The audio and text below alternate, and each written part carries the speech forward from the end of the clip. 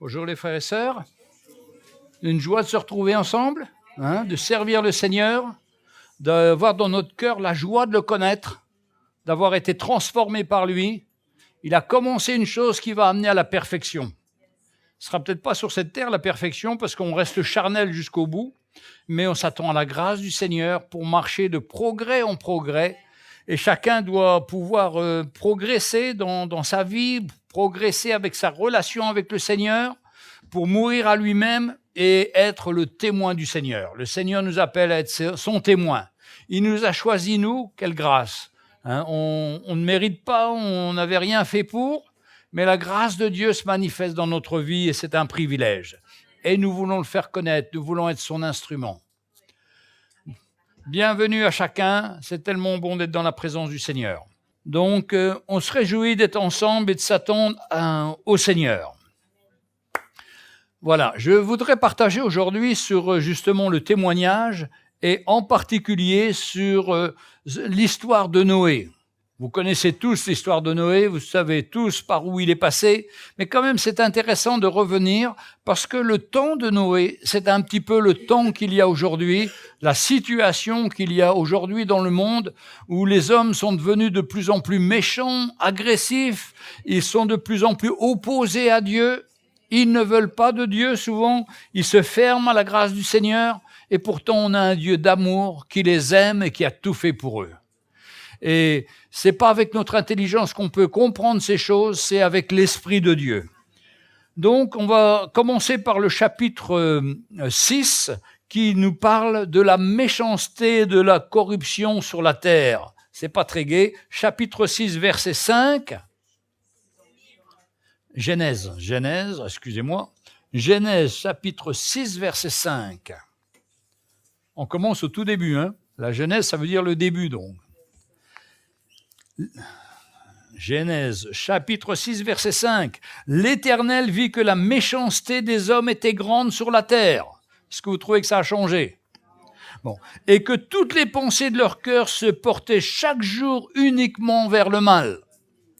L'Éternel se repentit d'avoir fait l'homme sur la terre et il fut affligé en son cœur. Et l'Éternel dit, j'exterminerai de la face de la terre l'homme que j'ai créé, depuis l'homme jusqu'au bétail, aux reptiles, aux oiseaux du ciel, car je me repens de les avoir faits. Le Seigneur est découragé avec sa création. Il voit que l'homme qu'il avait créé, qui lui avait donné tout ce qu'il fallait pour qu'il soit heureux dans le ciel, dans le paradis, mais il s'est désobéi vis-à-vis de Dieu et il s'est éloigné de Dieu. Et au lieu de se repentir toujours, non, il n'a pas voulu se repentir, il s'est au contraire enfoncé dans le mal. On est bien à Genèse, chapitre 6, verset 5. Ça n'a pas changé, les choses sont toujours pareilles. Et donc l'Éternel veut tout recommencer. Et l'image de Noé, c'est l'image de Jésus-Christ qui est venu. Ça représente que Dieu veut mettre fin au péché et veut reconstituer une nouvelle génération d'hommes fidèles parce qu'il trouva dans Noé un homme qui avait la grâce de Dieu, un homme qui aimait Dieu, un homme qui était juste et intègre dans son temps. Verset 8. Mais Noé trouva grâce aux yeux de l'Éternel. Nous sommes des graciés. Il n'y a personne qui méritait d'être là. C'est la grâce de Dieu qui a permis qu'on soit sauvé, qu'on se convertisse, qu'on ouvre notre cœur au Seigneur et qu'on soit changé. Je ne le cherchais pas, personne d'entre nous le cherchait. Au contraire, on était rebelles à Dieu. Mais Dieu, dans sa grâce, a permis que le Saint-Esprit nous convainc de péché, de justice, de jugement, et qu'on puisse voir qu'il y avait un Sauveur qui est là, qui a donné sa vie pour nous pardonner, pour nous restaurer et faire de nous des nouvelles créatures. Dieu a permis qu'on recommence notre vie. Naître de nouveau, c'est recommencer notre vie. Non plus sans le Seigneur, mais avec le Seigneur et avec sa grâce. Et ça change tellement notre vie. Et Noé, lui, c'était un homme qui était juste et intègre dans son temps. Il marchait avec Dieu. Et nous sommes appelés à être justes et intègres et à marcher avec Dieu. C'est notre appel aussi. c'est pas uniquement d'être né de nouveau, mais c'est notre vie qui puisse refléter le Seigneur. Alors Noé engendra 3 fils, Sem, Japh et Japheth. La terre était corrompue devant Dieu, la terre était pleine de violence. Dieu regarda la terre, et voici elle était corrompue, car toute chair avait corrompu sa voie sur la terre. Chaque homme s'était détourné de Dieu. Alors Dieu dit à Noé, la fin de toute chair est arrêtée devant moi, car ils ont rempli la terre de violence. Voici, je vais les détruire avec la terre. Fais une arche de bois de gopher. Tu disposeras cette arche en cellules et tu l'enduiras de poids au dedans et en dehors. Voici comment tu la feras. L'arche aura 300 coudées de longueur, c'est-à-dire 150 mètres, 50 coudées de largeur, c'est-à-dire 25 mètres, et 30 coudées de hauteur, c'est-à-dire 15 mètres. Tu feras une arche, une fenêtre, et tu réduiras une coudée en haut. Tu établiras une porte sur le côté de l'arche et tu construiras un étage inférieur, un second et un troisième. 3 étages. Quand on calcule la surface au sol, ça fait 11 250 mètres carrés. Donc c'était énorme, c'était grand, il y avait de la place pour tous les animaux. Et figurez-vous que les Américains ont calculé la taille d'un bateau qui pourrait contenir autant de monde. Eh bien c'est exactement ces dimensions que Dieu a données à Noé. Donc, c'est pas quelque chose qu'on peut contester. Les gens qui ne connaissent pas le Seigneur disent « mais non, c'est pas possible ». Mais si, c'était possible, ça a existé. Jésus lui-même confirme Noé, l'histoire de Noé. On a toutes les preuves, mais dedans, c'est comme tout, il faut croire. Il faut croire au Seigneur, il faut croire en Dieu. Mais les gens qui ne croient pas en Dieu, ah ben non, ils disent ça n'a jamais existé. Mais si, on sait que ça a existé. Ce que le Seigneur fait, c'est pas un Dieu pour mentir. Sa parole est la vérité et on doit lui faire confiance. Mais bien sûr, ça nous remet à notre place de marcher par la foi, mais il faut être simple, il faut être comme un enfant. Si on veut jouer les intellectuels, les orgueilleux, on va essayer d'analyser comment la Genèse a été écrite par Abraham, comment est-ce qu'il savait écrire. En fait, des questions que les hommes se posent, c'est fou, quoi. Vous savez, la Bible nous dit que Dieu a aveuglé leur intelligence pour qu'ils ne comprennent pas le plan du Seigneur. Et c'est terrible parce qu'ils ne voient rien, ils ne comprennent pas. Mais nous qui sommes sauvés, c'est la puissance de Dieu, c'est la parole de Dieu, c'est la vérité qui vient toucher notre cœur. Et là, ce n'est pas raconté, mais il était tout seul, Noé, en pleine campagne. Il n'y avait pas de rivière, il n'y avait pas d'eau tout autour de lui. Et Dieu lui demande une chose, de construire une arche, un bateau. Je sais pas, déjà, moi, il y a des années, on habitait dans une maison là, près de la campagne et il y avait un gars qui construisait un bateau en ciment dans son jardin. Mais l'original, lui. Hein. Et c'était tellement lourd, c'était du ciment, c'était vraiment un truc énorme. Mais il faisait peut-être 15 mètres de long seulement et 3 mètres de large. Mais vous imaginez 250 mètres de long, 25 mètres de large, 15 mètres de hauteur. Elle disait, mais il n'y a pas d'eau, comment il va s'en sortir? Pour finir, mon voisin, il est venu chercher un camion avec une grosse grue, ils l'ont chargé, ils l'ont emmené à la mer. Et je ne sais pas après s'il a coulé ou pas, mais le bateau était là en tous les cas. Mais il fallait avoir de la foi dans son cœur pour croire à ce que Dieu lui avait dit. Moi, je crois que Dieu va envoyer, comme il a dit, il va rompre, il va envoyer, comment dirais-je, un déluge. Ils ne savaient même pas ce que ça pouvait comprendre, parce qu'à l'époque, c'était dans une période où les hommes vivaient 500 ans, 600 ans. Il y avait sous la voûte du ciel quelque chose qui protégeait, une masse d'eau qui protégeait l'homme du soleil et du vieillissement. C'est pour ça que les gens vivaient beaucoup plus longtemps. Et quand il y a eu le déluge, pour ça, il ne faut pas vous mettre trop au soleil, mesdames et messieurs, si vous voulez rester jeunes. Hein. Mais il y avait une protection sur les hommes qui pouvaient vivre plus longtemps. Et il y avait une ambiance humide. Et il n'y avait pas de pluie. Et quand on espère de comprendre, si on veut essayer pourquoi je vais construire un bateau dans un endroit où j'ai jamais vu d'eau ni de pluie, mais il faut vraiment la foi dans son cœur, la certitude que c'est Dieu qui l'appelle, et il va se mettre à l'œuvre. Et je suis sûr, tous ses voisins se sont moqués de lui. C'est exactement pareil pour nous, quand ils nous voient, ils se moquent de nous parce qu'on prêche l'évangile, parce qu'on croit en Jésus, ils nous prennent pour des attardés, ils nous prennent pour des gens en retard, mais nous savons que c'est le plan du Seigneur, nous savons que c'est la vérité, mais ils ne peuvent pas comprendre, donc on devient étranger pour eux, et souvent nous sommes moqués et persécutés. Mais la Bible dit qu'on ne doit pas avoir honte de l'Évangile. L'Évangile, c'est la puissance de Dieu, c'est le moyen de nous changer. Tous les hommes avec la psychiatrie, avec la psychanalyse, n'ont jamais changé quelqu'un. Un voleur, malheureusement, reste un voleur. Un homme qui est dur, qui tape sa femme, qui ne sait pas se tenir en société, malheureusement, reste toujours comme ça. S'il n'y a que le Seigneur qui peut changer un homme peut être transformé par la grâce du Seigneur. Et je pense à tous ces occasions de témoignage qu'on a eues les uns les autres, qu'on a vues dans notre vie, comment le Seigneur nous a changés, nous qui étions violents, orgueilleux, prétentieux. La grâce du Seigneur est venue et nous a montré notre état. Et aujourd'hui, on n'a plus d'intérêt à être orgueilleux ou prétentieux parce qu'on sait que c'est par la grâce du Seigneur. Que quand on a un petit bras d'orgueil qui commence à venir dans notre cœur, on dit non, Seigneur, délivre-moi de ça, garde-moi. Et puis ça arrive des fois que notre langue va trop vite et qu'on raconte des choses qui sont exagérées. Tout de suite, le Saint-Esprit vient et nous montre. Et on n'a plus qu'une chose à faire, c'est demander pardon au Seigneur et de revenir à lui de tout son cœur. Et le Seigneur nous aide. Je voudrais revenir sur Noé. Vous savez que veut dire son nom ? C'est écrit dans le chapitre 5, verset 25.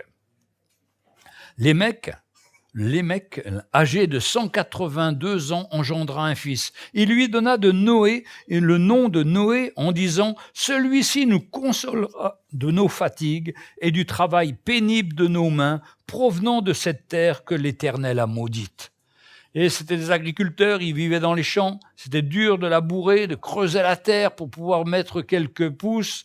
Et un enfant dans une famille, c'est un soleil qui vient, c'est la vie de Dieu qui vient, qui se manifeste. Et c'est toujours important d'accueillir un enfant parce que c'est un don du Seigneur. Et Noé, ses parents l'ont appelé celui qui console de nos fatigues. Nous aussi, des fois, on est fatigué, on a des situations difficiles. Et puis, quand dans notre couple, si on est en âge d'avoir des enfants, Dieu nous donne un enfant, ça bouleverse complètement nos vies. Je m'en rappelle quand on était jeunes mariés, on se levait à 10h du matin, tout allait bien, on prenait le petit déjeuner au lit, on se cassait pas la tête, et puis on a l'impression qu'on travaillait beaucoup. Mais quand l'enfant est arrivé, mais dès 4h du matin, le réveil commence à sonner. Parce que l'enfant, il a besoin qu'on prenne soin de lui. Et quelle grâce aussi de nous, les parents, de sortir de notre cocon de confort pour se lever et prendre soin de ce bébé que Dieu nous a donné. Ah, moi je trouve que c'est une grande grâce. Ça nous permet de changer de vie et de servir le Seigneur avec notre cœur pour cet enfant. Parce que c'est notre enfant, c'est un peu de nous, c'est de nous-mêmes. Donc on a envie de prendre soin de cet enfant. Notre enfant, c'est un réconfort, c'est un encouragement. Et je sais que parmi nous, il y a des sœurs qui, à cause des circonstances de la vie, élèvent seuls leurs enfants. Mais ces enfants-là sont des bénédictions. C'est des cadeaux que Dieu leur a faits, même si c'était dans des circonstances difficiles, même s'ils ont beaucoup souffert d'une séparation ou quelque chose. Mais dedans, cet enfant, c'est toujours un encouragement. Et il faut prendre soin de ces enfants, leur donner de l'importance, parce que c'est vraiment des vies qui aiment le Seigneur. On me citait dernièrement l'histoire d'un petit enfant de 3 ans qui aime le Seigneur et son père est opposé, mais lui, il aime le Seigneur et il dit toujours à son papa, « Tiens papa, lis-moi une histoire de Jésus. Papa, prie avec moi. » Papa veut pas prier, au contraire, ça l'énerve et tout, mais cet enfant-là, il est comme un évangéliste dans sa maison. Et il n'a que 3 ans. Mais voyez, un enfant, c'est pur, ça a un cœur. On lui parle de Jésus, mais il est prêt à croire, lui. C'est après que l'école va le casser, lui dire que ça n'existe pas, lui proposer des histoires de sorcières, des histoires infernales. Mais nous savons, nous parents, que nous avons une grande responsabilité à semer dans le cœur de nos enfants et de nos petits-enfants la parole du Seigneur. Et quand ils seront grands, ils ne s'en écarteront pas parce qu'ils se rappelleront de ma grand-mère ou de ma tante. Il y avait toujours dans nos familles, il y a dans nos familles des instruments que Dieu a choisis pour que nos enfants puissent entendre la parole. Et je vois mes enfants aussi, quand ils étaient petits, nous, on n'arrivait plus à parler du Seigneur avec ma famille, tellement ils étaient fermés. Mais mes enfants, à 2-3 ans, ils allaient chez le grand-père et disaient « Papy, on va remercier le Seigneur, hein. Mais voilà que papy arrêtait tout et il se mettait à remercier le Seigneur ou à demander à l'enfant de remercier le Seigneur parce qu'il ne se sentait pas capable. Et ils étaient tellement touchés par cet enfant qui s'exprime avec un cœur. Vous savez, ce que j'aime beaucoup dans nos frères gitans et nos frères voyageurs, c'est qu'ils parlent avec leur cœur.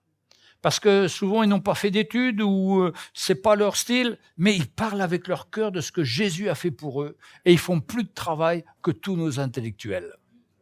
J'ai déjà raconté que quand le réveil est arrivé en France, ce sont des Anglais qui ont traversé la Manche et qui sont venus annoncer l'Évangile au Havre. Et tous les pasteurs réformés venaient pour les écouter. Et puis ils disaient, mais c'est pas possible, comment ils parlent le français. Ils disaient toujours, répétez avec moi, et tout le monde rigolait. Mais à la fin, au moment de l'appel, il y avait une foule. Et les pasteurs français disaient, ben tu vois, nous on a les mots justes, on fait tout, il n'y a personne qui se convertit. Mais là, parce qu'ils parlent avec leur cœur, même s'ils bousculent la langue française, c'est pas important. Ils bousculent les cœurs par le Saint-Esprit et le travail se fait. C'est pour ça qu'on n'a pas besoin trop d'intellectuels. On a besoin des gens qui vivent avec leur cœur et qui expriment leur cœur pour le Seigneur. C'est pourquoi chacun d'entre nous, nous sommes comme Noé, nous sommes des évangélistes là où Dieu nous a placés et qu'on a l'occasion de témoigner du Seigneur à tous les gens qui sont autour de nous. Il n'y a pas besoin de savoir 5 points, 3 points, non, c'est votre cœur qui s'exprime. C'est l'amour pour le Seigneur qui va venir en vous et déborder sur les autres pour parler au cœur de chacun et que la grâce du Seigneur puisse se manifester. Et voilà que donc Noé au chapitre 7 de la Genèse, chapitre 7, verset 1, voilà qu'il rentre dans l'arche. L'Éternel lui dit à Noé, entre dans l'arche maintenant qu'il a fini de construire. Il a mis tous les animaux, un couple de chacun, et puis il est rentré dans l'arche, toi et toute ta maison, car je t'ai vu juste devant moi parmi cette génération. Vous voyez, Dieu voit ses enfants. Il voit ceux qui sont justes dans ce monde. Le monde n'y voit rien, lui. Mais Dieu connaît exactement chacun de ses enfants. Et il prend soin de chacun d'entre nous. Et il veut qu'on puisse accomplir son plan, être ses témoins là où il nous a placés. Et pour ça, il y a le Saint-Esprit qui vient en nous et qui nous fortifie, qui nous équipe pour pouvoir trouver les mots, pour laisser les mots sortir de notre bouche. Et des fois, on ne se rappelle même pas ce qu'on a dit. Mais c'est le Seigneur qui a conduit le moment. Et on est persuadé, parce qu'on voit l'œuvre du Seigneur se faire. Il parle tellement mieux que nous. C'est pour ça qu'il ne faut pas chercher, analyser. Il faut laisser aller son cœur, écouter le Seigneur et parler pour lui. Alors, il est monté dans l'arche, ils ont été pendant 40 jours, ça a été le déluge. Donc, cette couche d'eau du ciel est tombée sur terre. Ça a duré 1 an et 10 jours, 375 jours. Et au bout de 375 jours, là, la colombe est partie, elle n'est plus revenue. Avant, ils avaient envoyé un corbeau, vous vous rappelez? Mais le corbeau, lui, il n'était pas revenu. Pourquoi ? Parce qu'un corbeau, c'est un animal impur et il va se mettre sous les corps morts. Ça ne le dérange pas de toucher ce qui est sale, de ce qui est impur lui-même. Alors, Dieu dit à Noé, allez, envoie une colombe. Et la colombe, elle vient, mais elle ne trouve pas d'endroit sec pour poser ses pieds. Elle est plus délicate. Donc, elle rentre une fois à l'arche et puis une semaine après, il la relâche. Et là, elle ne revient plus. Elle reste sur cette terre parce que la terre est en train de sécher et la vie va reprendre. C'est une histoire merveilleuse parce que à travers Noé, c'est vraiment l'image de Jésus qui vient sauver les hommes, mais les hommes ne veulent pas. Ils veulent continuer dans leur péché. Aujourd'hui, c'est la même situation. Malheureusement, on annonce l'évangile. Peu acceptent l'évangile, mais quand ils acceptent, ils sont transformés, changés par le Seigneur. C'est merveilleux. Mes frères et sœurs, je ne lis pas tout parce que ça durerait très longtemps, mais je vous encourage à chez vous à prendre ce livre de Noé, enfin ce livre de la Genèse, à lire l'histoire de Noé et à vous voir dedans. Parce que nous sommes appelés les uns et les autres à être ces Noé qui annonçons l'évangile dans un monde perdu, qui obéissons à Dieu plutôt qu'aux hommes. Et la grâce de Dieu va se manifester et continue à se manifester. Le terrible dans l'histoire que moi je trouve de Noé, c'est qu'à la fin, Dieu a tellement béni Noé, il sort avec ses fils, ses filles. Alors, c'est pas pour ça que j'ai arrêté mes études, mais au chapitre 9, verset 20, Voilà ce que fait Noé. Il commença à cultiver la terre, à planter de la vigne. Il but du vin, s'enivra et se découvrit au milieu de sa tente. Hein. Donc, c'est terrible parce qu'il prend le fruit de la terre, hein, un fruit que Dieu lui donne, la vigne, mais il en abuse du vin et il perd conscience et ça va créer des soucis. Et quand l'homme est méchant, il ne peut pas s'arrêter de boire. Je me souviens le temps où j'étais étudiant en onologie, donc je buvais, je disais toujours demain j'arrête, mais impossible. Impossible parce que le péché vous emmène toujours plus à votre perte. Pour ça qu'il ne faut pas jouer avec ça. Et si vous avez une faiblesse dans votre vie, c'est ce qui risque de vous faire tomber. C'est pourquoi il faut traiter toutes les choses qu'il y a dans notre vie et prendre les décisions qu'il faut. Il faut des fois fermer son ordinateur, des fois il faut mettre je sais pas quoi, le jeter même. J'ai connu des gens qui avaient jeté leur ordinateur ou des gens qui ont pris des positions pour le Seigneur, pour marcher dans la liberté du Seigneur. Parce que le Seigneur nous libère, oui, mais il y a une responsabilité qu'on a. C'est d'éteindre, c'est de fermer l'ordinateur, si c'est le problème de l'ordinateur, c'est de ne plus s'arrêter devant les bars, hein. Et il y avait un homme français qui était marchand de poissons, qui s'appelait, j'ai oublié son nom, mais cet homme-là avait un français typique. Il entend parler du Seigneur par une de ses clientes et tous les jours il est au bar en train de boire son Ricard, comme il l'a fait toujours. Puis un jour il est au bar comme ça, avec son verre de Ricard, et il entend la voix du Seigneur qui lui dit « Qu'est-ce que ça a fait dans ta vie de me rencontrer ?» Il dit, ce jour-là, j'ai laissé mon verre et si le gars ne l'a pas enlevé, il est toujours sur le comptoir. Je suis parti et je me suis humilié devant le Seigneur. Et frères et sœurs, il y a des décisions qu'il faut prendre. Il y a des choses qu'il faut couper. Il y a des choses qui sont notre responsabilité. Ce ne sera jamais le Seigneur qui le fera. Oui, il va nous aider, mais la décision nous appartient. Pourquoi ? Parce que Dieu nous a créés libres. On peut faire les bêtises qu'on veut, mais ça va nous détruire. Par contre, si on obéit à la voix du Seigneur et qu'on entend l'Esprit de Dieu nous montrer, ça c'est pas bon, enlève ça de ta vie. Mais il faut couper et s'attendre au Seigneur. Et il va nous aider et il va nous délivrer. Parce que, vous savez, la chair, elle est forte et que nous n'avons pas de moyens trop pour lutter contre elle. Nous avons besoin vraiment de la grâce du Seigneur, nous attendre à lui et prendre des positions qui sont fermes vis-à-vis du Seigneur. Et le Seigneur, dans sa grâce, nous aide. Hein? Pour ça, quand on lit Éphésiens 4, par exemple, il est parlé des ministères, et puis il y a tout un passage comme quoi on ne doit pas mentir. Frères et sœurs, moi ça me parle toujours ces choses-là, parce que le Seigneur veut nous rendre libres de tous les moindres péchés qu'il y a dans notre vie pour que nous puissions être ces hommes libres pour marcher avec lui. Alors, c'est Éphésiens 4, verset 17. Voici ce que je dis et ce que je déclare dans le Seigneur. Vous ne devez plus marcher comme les païens qui marchent selon la vanité de leurs pensées. Ils ont l'intelligence obscurcie, ils sont étrangers à la vie de Dieu à cause de l'ignorance qui est en eux, à cause de l'endurcissement de leur cœur. Il y a deux choses, leur cœur est dur et leur intelligence est obscurcie. Il y a besoin du Seigneur pour manifester sa grâce, pour toucher notre cœur et pour ouvrir notre intelligence aux choses de l'esprit. Ayant perdu tout sentiment, ils se sont livrés au dérèglement pour commettre toute espèce d'impureté jointe à la cupidité.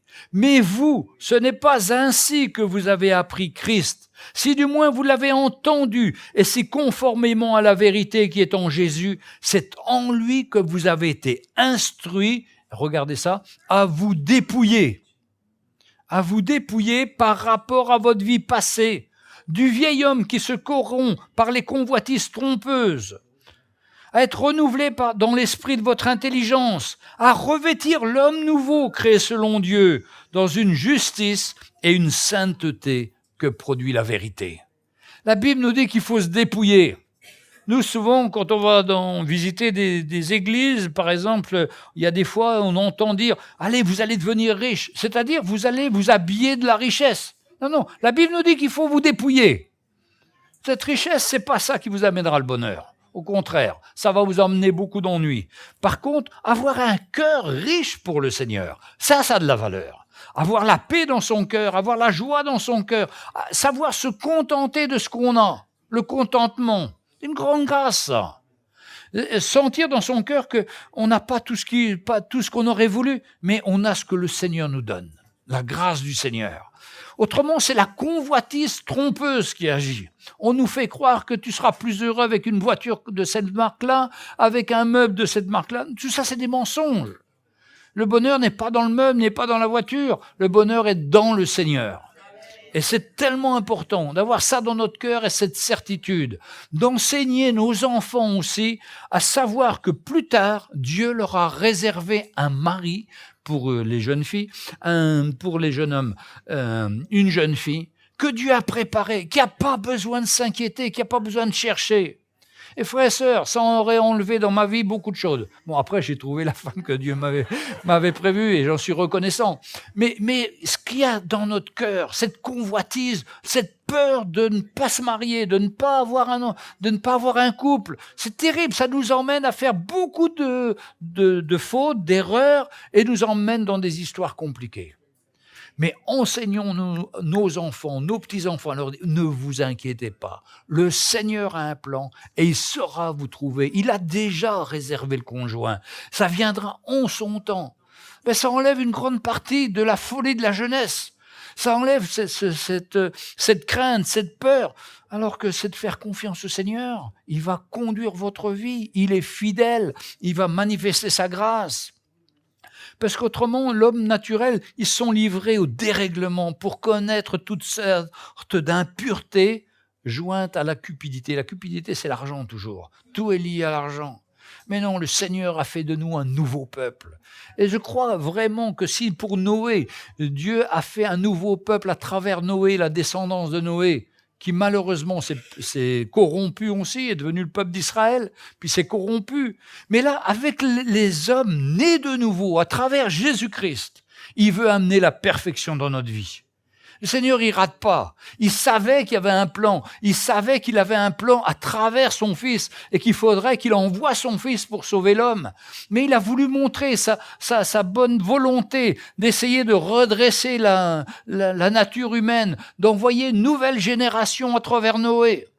Mais il savait aussi que c'était voué à l'échec. Parce que le péché, il est dans le cœur de l'homme. La révolte, elle est dans le cœur de l'homme. C'est pourquoi en Jésus-Christ, on peut dire qu'il a réussi à créer un nouveau peuple, qu'il l'adore en esprit et en vérité, qui ne dépend pas des décors sur le mur ou de la musique plus ou moins émotionnelle, mais qui ont un cœur tourné vers le Seigneur. Pour ça, ce que disait notre sœur tout à l'heure, il faut qu'on adore le Seigneur en esprit et en vérité. On voit pas, ou alors c'est qu'on voit pas la grâce de Dieu dans notre vie. Mais si on a été sauvé, c'est une grâce, c'est un cadeau extraordinaire. On doit être toujours reconnaissant d'avoir été sauvé.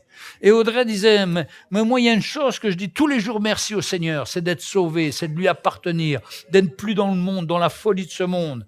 Et plus on a souffert dans le monde, plus on sait la grâce que le Seigneur a mis dans notre cœur, le privilège qu'on a de le connaître. Mais cette œuvre que Dieu veut faire dans notre cœur, c'est une œuvre qui continue. C'est pas fini. La parole de Dieu nous dit que, comme on l'a lu tout à l'heure, que nous devons nous dépouiller à l'égard de notre vie passée, du vieil homme qui se corrompt facilement. Il suffit d'être avec des amis qui sont pas dans le Seigneur. On va sentir qu'on va s'approcher de plus en plus d'eux. On va commencer à aimer leur conversation. Et puis on va se laisser avoir. C'est la corruption. On se corrompt et on change vite. Autrefois, pour éviter que la nourriture se corrompt, on mettait du sel. Et le sel, ça valait plus cher que l'or à certaines périodes du passé. Parce qu'on n'avait pas de frigidaire, on n'avait pas de choses pour conserver au frais. Et tous les aliments tournaient rapidement.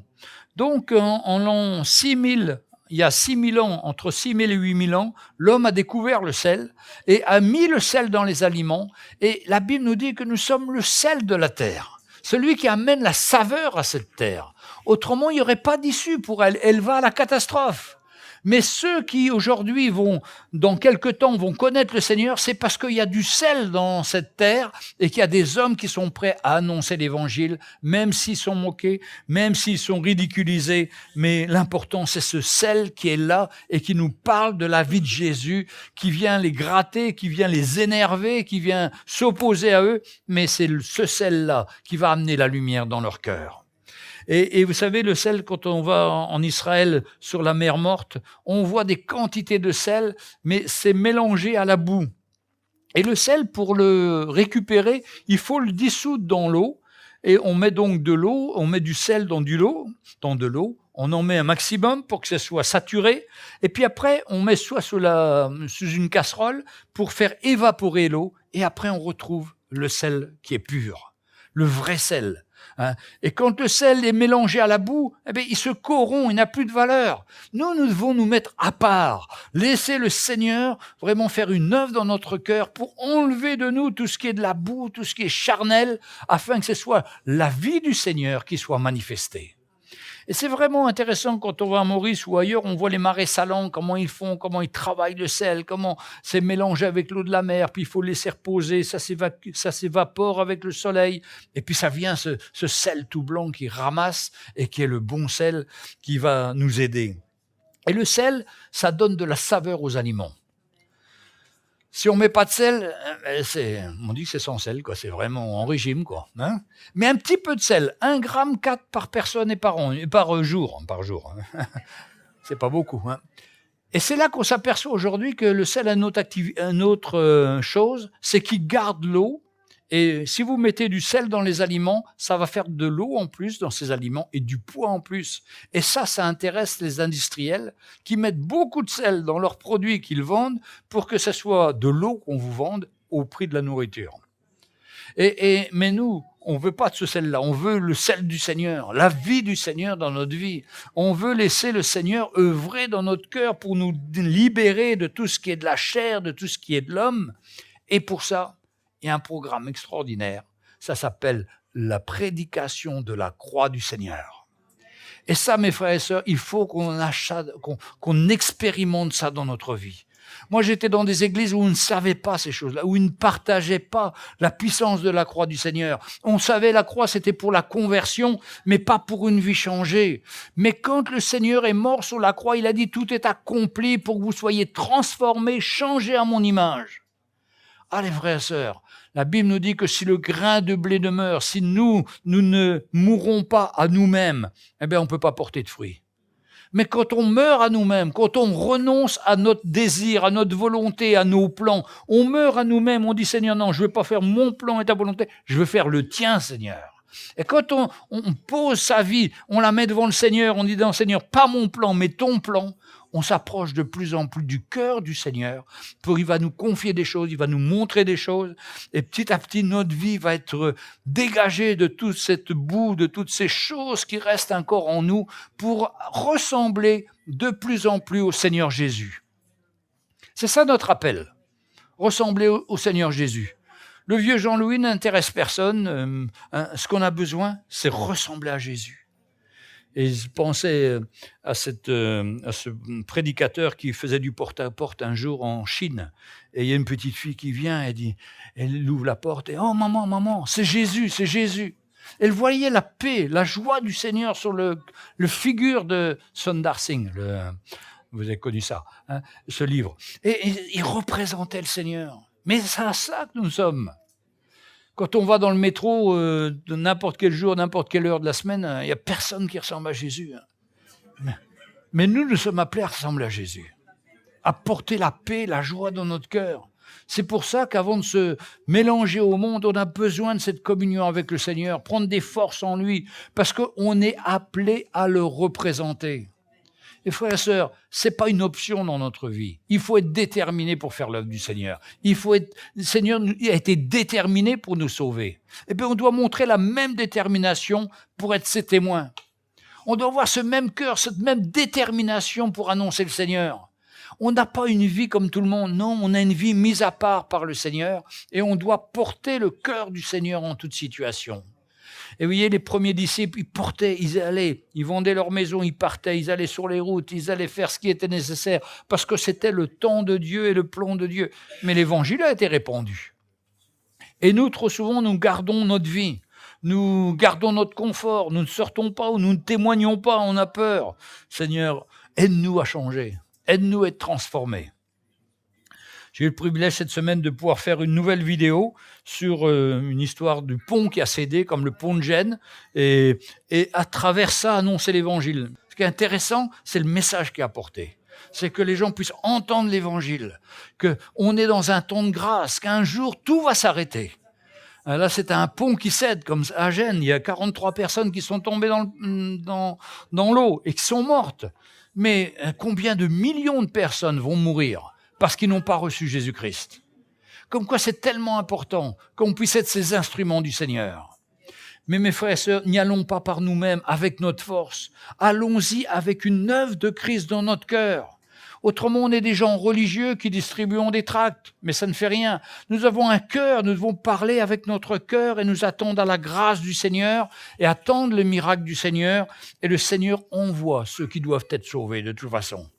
Donc, à nous de ces instruments, à nous de régler notre vie. C'est pour ça qu'il y a urgence que notre vie soit réglée avec le Seigneur, qu'on puisse marcher dans la lumière, qu'il ne reste rien, même pas de fatigue, même pas de découragement, même pas de choses qu'on a naturellement. Je vois en ce moment, on n'est pas en hiver, et je sais qu'il y a beaucoup qui ont des rhumes, des trucs. Mais ça ne doit pas nous arrêter. Pour moi, ça ne doit pas nous arrêter. On doit aller de l'avant. Non, on peut s'arrêter, il n'y a pas de problème. Il n'y a pas de problème. Hein. Chacun fait comme il voit. Mais je ne pense pas que les disciples se seraient arrêtés. Ils auront continué à foncer. Ils passaient par des difficultés. Ils n'avaient pas d'argent. Nos frères qui sont en Afrique, qui évangélisent, je pense à Pierre, je pense à toute l'équipe là-bas, le frère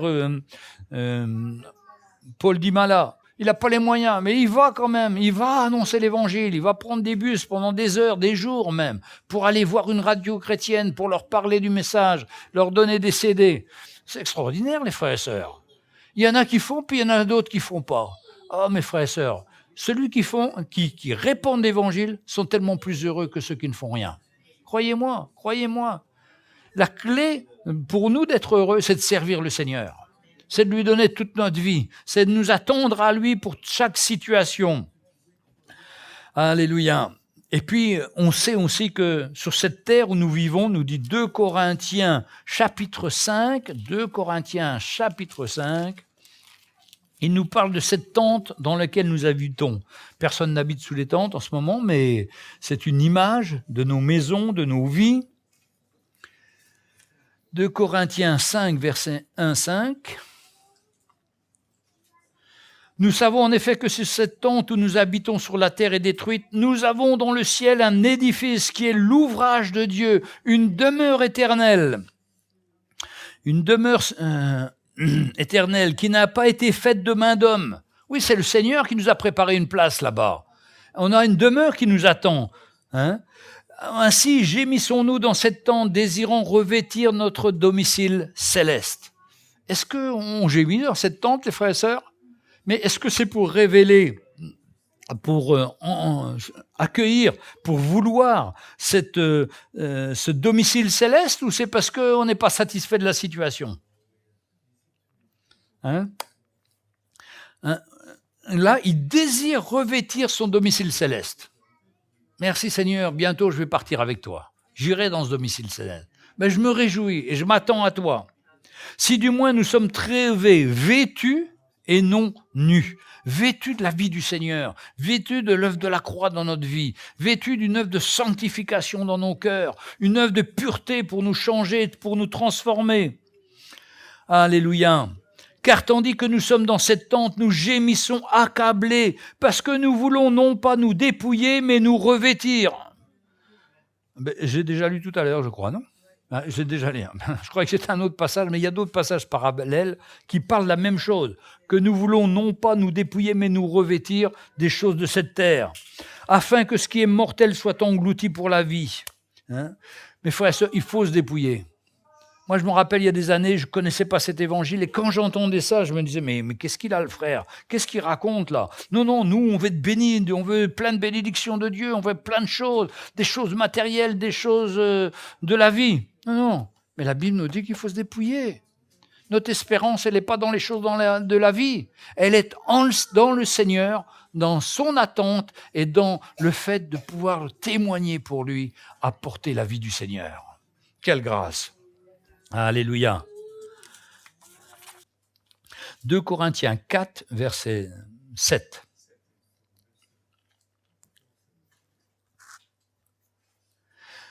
Nous portons ce trésor dans des vases de terre. On est des vases de terre. C'est pour ça qu'on a des petites grippes, c'est pour ça qu'on a des mal ci, mal là. Ça nous arrive, bien sûr, hein, parce que c'est des vases de terre. Hein, afin que cette grande puissance soit attribuée à Dieu et non pas à nous. Je me rappelle les réveils charismatiques, on était tellement fiers, on priait pour les gens, ils tombaient, ils étaient renversés, ils étaient guéris. Mais au lieu de donner gloire au Seigneur, on se glorifiait à cette époque-là. C'est pour ça que le Seigneur a dû arrêter ça, parce qu'il voyait bien qu'on se perdait à travers ça, on devenait orgueilleux. Il faut que cette puissance soit attribuée à Dieu et non pas à nous. Nous sommes pressés de toute manière, mais non réduits à l'extrémité, dans la détresse, mais non dans le désespoir, persécutés, mais non abandonnés, abattus, mais non perdus. Portons toujours avec nous, dans notre corps, la mort de Jésus, c'est la croix. On porte dans notre corps cette mort de Jésus, ce qu'il a accompli pour nous, afin que la vie de Jésus soit aussi manifestée dans notre corps. Car nous qui vivons, nous sommes sans cesse livrés à la mort à cause de Jésus, afin que la vie de Jésus soit aussi manifestée dans votre chair mortelle. Écoutez ça, Paul explique, il est persécuté, il se moque de lui, on veut l'amener à mourir, on veut le persécuter, le battre. Mais il faut que cette chose arrive, il dit, verset 12, « Ainsi la mort agit en nous et la vie agit en vous. » Si les pasteurs, les serviteurs de Dieu ne souffrent pas dans leur situation, ne passent toujours dans le confort, dans des grands fauteuils, dans des grands hôtels et tout ça, et qui n'ont pas une vie réelle, une relation réelle avec le Seigneur, souvent être moqués, souvent être critiqués, il n'y a pas la vie. Mais quand il y a cette vie, quand il y a cette persécution, quand il y a cette opposition, eh bien, la vie qu'il y a dans l'homme qui fait confiance au Seigneur va vous donner la vie à vous aussi. Il y a rien gratuit, il n'y a rien de facile. Tout arrive quand il y a une œuvre du Seigneur dans nos cœurs, afin que la mort, d'un côté, agisse dans nos vies pour que vous puissiez avoir la vie. Vous voulez bénir quelqu'un, vous voulez être un instrument de bénédiction, acceptez de mourir à vous-même. Acceptez la croix du Seigneur, l'œuvre que le Seigneur fait dans votre vie. Et vous savez, l'œuvre qu'il fait dans votre vie, c'est pour chacun différent. Mais le Saint-Esprit nous montre à chacun le pas de plus qu'on doit faire, la chose qu'on doit mettre de côté, la crainte qu'on doit enlever de notre vie, la petite sécurité humaine qu'on s'est mis de côté. Non, ça n'a pas aucune valeur pour le Seigneur. Il veut qu'on enlève tout ça et qu'on dise, Seigneur, je te fais confiance, je m'attends à toi et mes yeux sont sur toi. Et vous ne serez jamais déçus parce que le Seigneur est fidèle. Il prend soin de chacun d'entre nous. Quelle grâce d'avoir ce Seigneur. Quelle grâce. C'est pour ça qu'il ne faut pas tergiverser. Il faut se donner au Seigneur, accepter son plan de plus en plus. Et c'est vrai que quand on regarde à nous-mêmes, on dit, Seigneur, mais pourquoi tu m'as choisi? Tu aurais pu trouver quelqu'un de mieux que moi. Mais non, c'est toi qui l'as trouvé. C'est moi qui l'ai trouvé. Mais c'est une grâce, un cadeau. Et au lieu de dire ça, dire Seigneur, libère-moi plutôt, Seigneur. Continue ton œuvre. Continue à me rendre libre à l'égard de toutes les choses qui travaillent dans ma vie pour que, Seigneur, je puisse te servir de plus en plus. Et Paul avait cette écharpe dans la chair qui venait toujours pour le titiller. Alors, le Seigneur lui a dit, mais avec ma grâce, il avait prié 3 fois, mais le Seigneur n'avait pas répondu. Et des fois, le Seigneur ne répond pas, parce qu'il lui a dit, mais ma grâce s'accomplit dans ta faiblesse. C'est quand tu es faible que là, tu es fort. Vous savez, l'homme, il se dit, si j'étais pasteur, je voudrais être un grand pasteur, que tout le monde me connaisse, que je sois une grande star, et ça ferait du travail. Non, c'est pas ça. Le Seigneur se sert des hommes brisés, des hommes humbles, des hommes qui va travailler, qui va amener à genoux pour le prier, pour s'attendre à lui. Et là, il va donner la puissance pour que si le pasteur meurt, si le prédicateur meurt à lui-même, il va donner la vie aux autres. Autrement, il va les flatter dans leur orgueil, et c'est pas en dansant, en sautant dans les églises, comme on voit trop souvent, que ça change notre vie. Ce qui change notre vie, c'est quand on se repent, c'est quand on s'humilie, c'est quand on reconnaît notre état et on dit « Seigneur, change-moi, fais cette œuvre dans mon cœur, Seigneur. Seigneur, je suis pas bon à quoi que ce soit, mais je te fais confiance et je m'attends à toi. » Et là, il est fidèle. C'est pourquoi aujourd'hui même, la mort du Seigneur veut agir dans notre vie. La vie du Seigneur veut se manifester pour chacun d'entre nous. Il suffit d'être honnête et de dire au Seigneur, ben voilà, il y a ça qui va pas dans ma vie, Seigneur. Il y a ça que je veux te remettre parce que je me suis éloigné, j'ai fermé mon cœur. Et le Seigneur entend cette prière. Et il est prêt à intervenir, à nous libérer, à nous rendre libres. Et nous, quand on s'approche de lui et qu'on lui dit, Seigneur, ben j'ai ça dans ma vie, il a déjà payé il y a 2000 ans sur la croix.